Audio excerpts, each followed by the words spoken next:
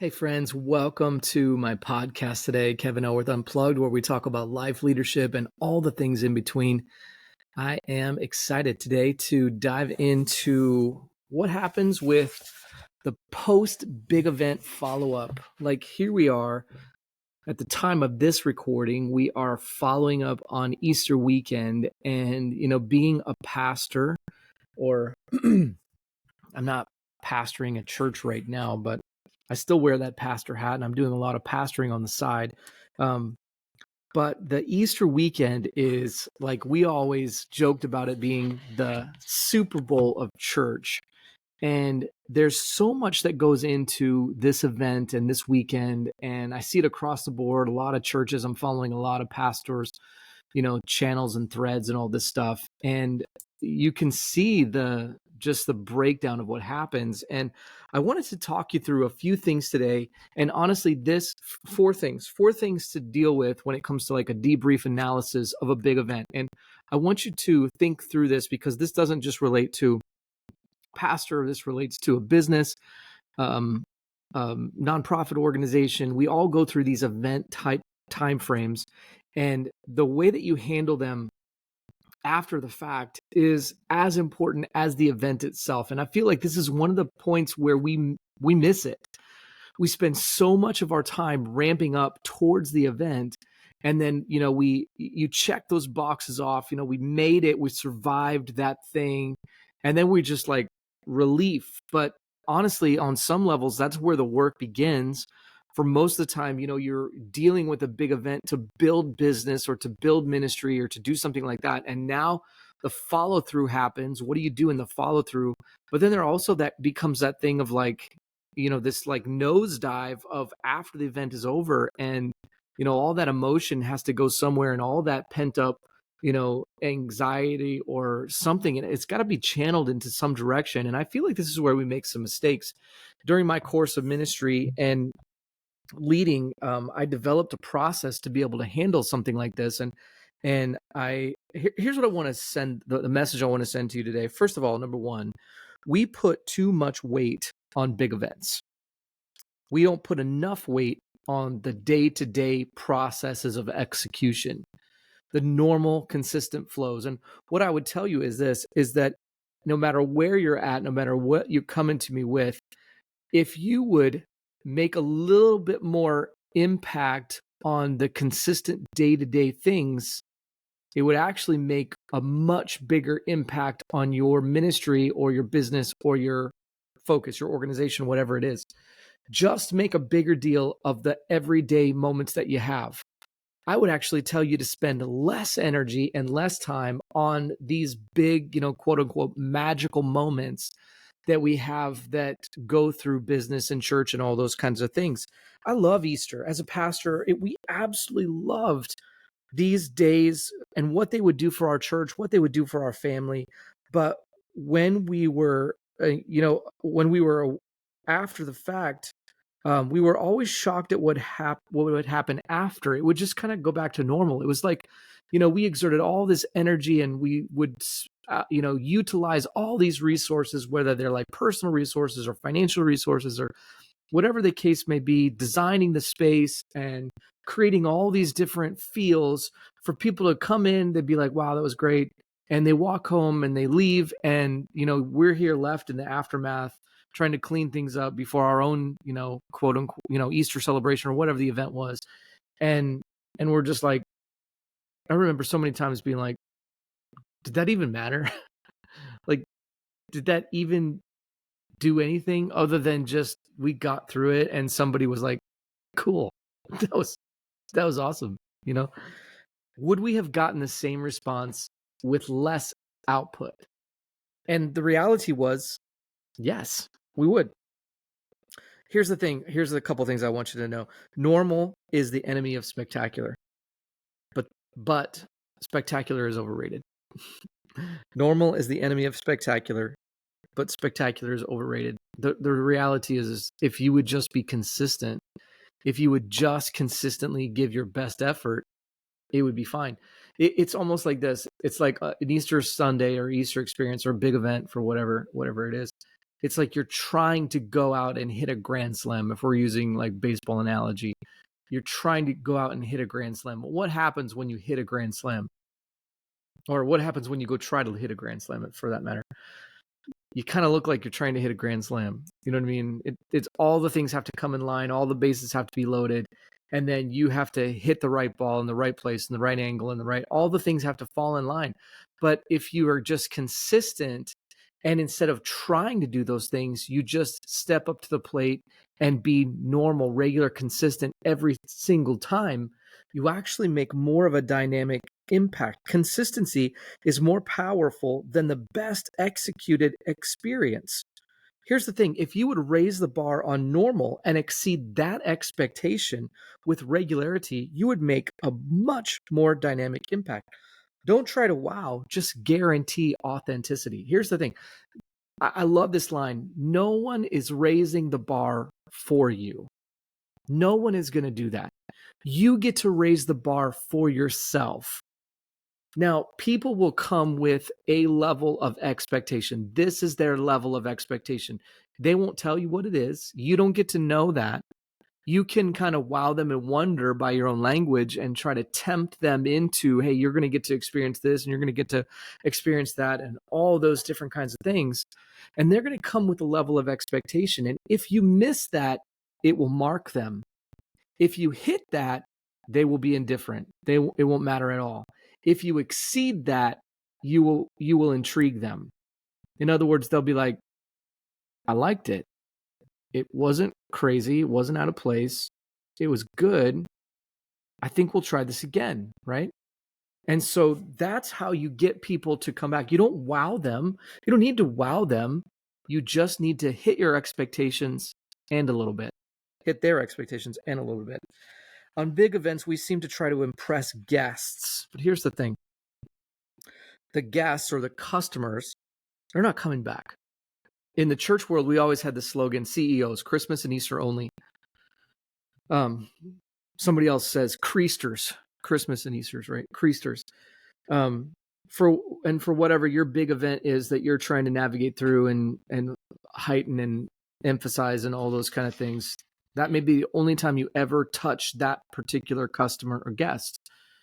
But that shouldn't be the type of person that you're trying to hit. You should be trying to connect with the regulars and keep them coming back. Because here's the thing, if you can express the ones who regularly come, they will eventually send the message to someone else that they need to be there too. Why? Because it's authentic. I feel connected. I feel valued. It's not that you wowed them. It's that they felt heard and understood and valued and appreciated, and that your product or whatever it is authentic. It's real. It's legit. Listen, our world today is looking for credibility. The people in our world today are looking for credibility. They're looking for authenticity. All around them, they see fraudulent stuff. That's why it's not good for you to fake it till you make it. Why? Because you'll eventually be found out to be a fraud. So don't fake it till you make it. No. Face it until you figure out what you need to do, and then meet that with regular consistency and authenticity. That's what is important. So here's four, actually, it's not four, it's 5 things that I came up with as a debrief. And in the team that I was developing and leading for so many years, we had come up with a few filters that we would utilize. I called them the multi-staff training. Now, why multi-staff? Well, because we were a part of a multi-site church and I was leading one portion of the staff, and I had, 8 or 10 people on my staff, and they were fantastic and it was great. And I loved all those moments. In fact, my sweet spot was found in just the development of leadership talent and figuring out what people's sweet spot was and then helping them get into that zone. And I want to tell you those things. And so buckle up, get a piece of paper, get ready to write down some of these things, and a notepad and a pen. And, perhaps you should have a podcast notebook like I do, where I create my notes and my show notes, and then I unveil them to you. And if you need to, pause right now and go make your Italian espresso and make me one too, because I'd love to share that with you. And I want to tell you this, here's the thing. If you are ready to take some steps towards breaking free from the stress of leading I want you to know that it can be done. Like if you were anything like I was in the heart of my leadership in my church and in my team, and if you're, company or whatever, um, there are stressful moments, there are tense moments, there are overwhelming moments. There was an amazing breakthrough that happened for me at one moment, and I'll tell you my story at some point along the way here. But um, when a colleague of mine, a friend, pastor, said, "Hey, you need a coach. You need to hire a counselor coach." And so I asked him for a referral, and he gave me this referral. And um, I called this person and got a call set up. And what I began to understand was all the life that I was missing by thinking that I just had to know how to do it all myself.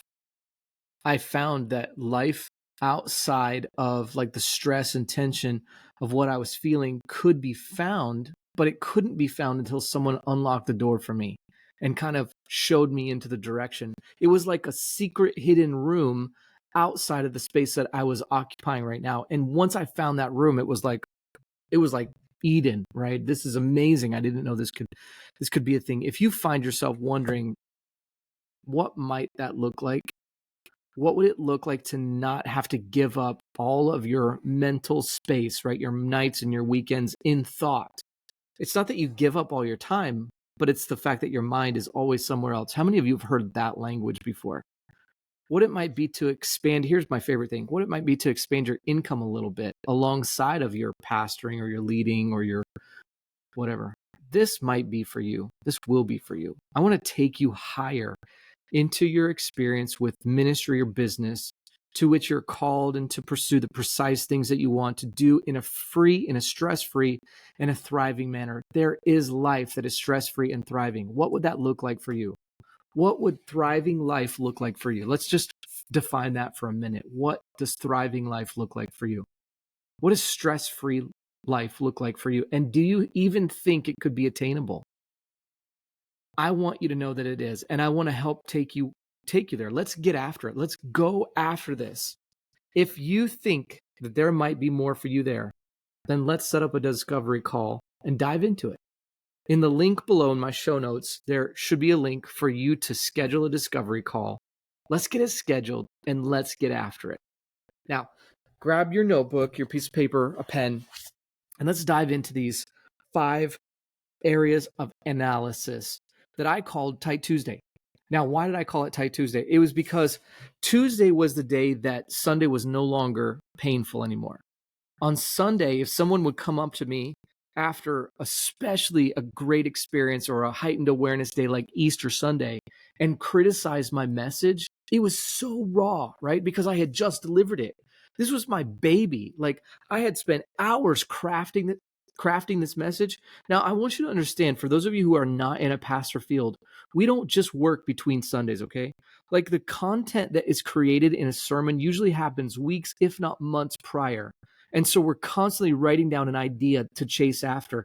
And then it usually gets to the week of, and we drill down into what is the idea and how do I unpack it into a 30-minute talk and really unpack it and hone it in on the main idea and then hit it home. And so that last week of articulation or crafting a talk is when you're really, really giving birth to whatever this thing is.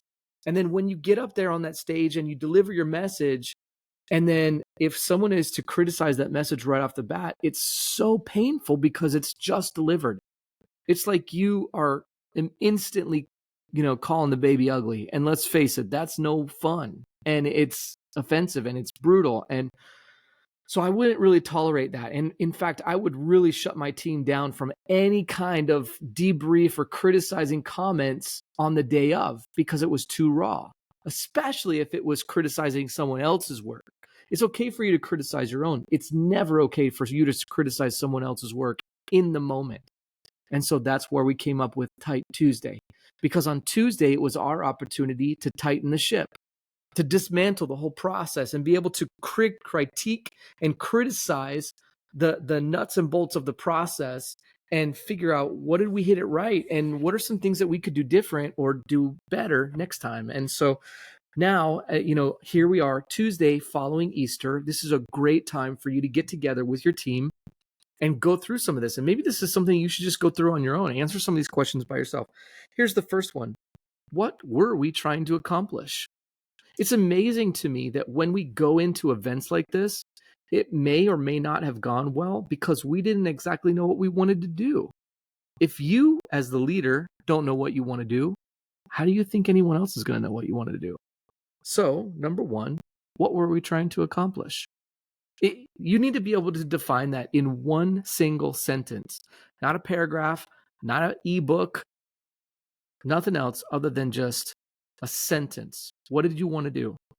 Number two, did we accomplish that? Be very, very honest with yourself. Did we hit what we wanted to hit? And how do we know that we hit it? Did we hit it because we said we did? Or did someone else tell us that we hit it? One of my favorite things about church, my church that I was leading, was that, and we'll unpack this at some point along the way, this is a crucial moment. We had pinpoint precise figured out why our church existed. Now, I know that that may sound facetious to you, but the reason your church exists is probably not what you think it is. We had actually pinpoint precise down to the minutest detail about what our church wanted to be known for. Now, the truth is that you are never known for something until someone else, a third person, tells you that's what you are. And as soon as that's what they say, you know we've arrived. So, what did you want to accomplish at your event? And then did you hit that based on someone else's concept of your event? Number three, what happened that we can celebrate? I don't want you to go negative here. It's really easy to get critical on what you did or did not do. So be careful. Don't talk incessantly about the things that went wrong. Now, obviously, if there are glaring things that happen that you need to really navigate through and fix and, figure out, that's fine. But first, stay focused on what are we celebrating? What can we celebrate? Was there something unexpected? Was there an inspiring story? Was there a customer that came up and was like, I've been looking for this forever. I can't believe you have this. This is the thing that is going to change my life. I'm so glad that you have it. What happened that we can celebrate? And then this next question, number 4, is the place where you're going to spend a little bit of time and you're going to dismantle it. I like to think of this as like the NASCAR thing. They're going to take the car back to the shop and they're going to take it all apart. All the engine, all the speed, all the things, because they want to inspect it. They want to analyze what worked, what didn't work. What do we need to recalibrate? What needs to be dialed in a little bit tighter? And so the question becomes is what would we do differently? If we had to do this all again, knowing what we know now, what would we do differently? And then document this so that you can learn as you go forward. Why? Not necessarily for next Easter, but for next Sunday. What happened that we could change that did you run out of chairs? Did you set up in the wrong spots? Did you have some kind of promise that didn't really deliver? Did you overexert yourself in a way that wasn't really necessary? What worked? What didn't work? For us, it was always some kind of technology thing that just was like, oh gosh, technology, whatever, did or didn't happen. What would we do differently? Spend some time, really drill through this, and be careful not to overanalyze areas that you don't have ownership over.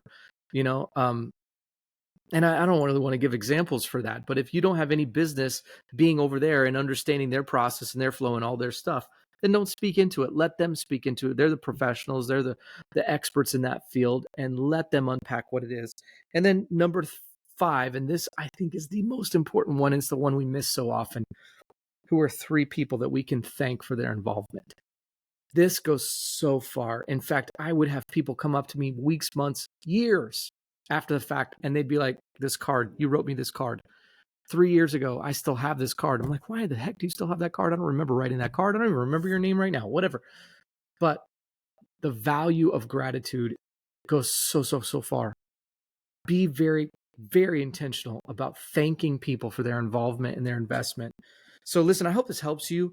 It will help when it comes to big events and big moments. But honestly, I really want to overemphasize again that normal is the enemy of spectacular. Spectacular is overrated. Just be consistent. Week after week after week, day after day after day, business, ministry, organization, I don't care who you are, what you're doing. If you would just decide what is the level of expectation, and can we just do a little bit better than that every single time, you will see dynamic impact and results. You will build your customer base. You will build your church services. Everything will improve when your leadership improves, when your delivery improves. That's all it takes. There's nothing special or magical about any of these things. So listen, thank you so much for being a part of my podcast today. Why don't you take a minute right now and post a review at the bottom of this? I would love to have your content, your feedback. Help me level up with some review content. And if I can be of help in any way, don't hesitate to reach out to me and let me know. I look forward to helping you, serving you, and coming alongside and working with you. Have a great day.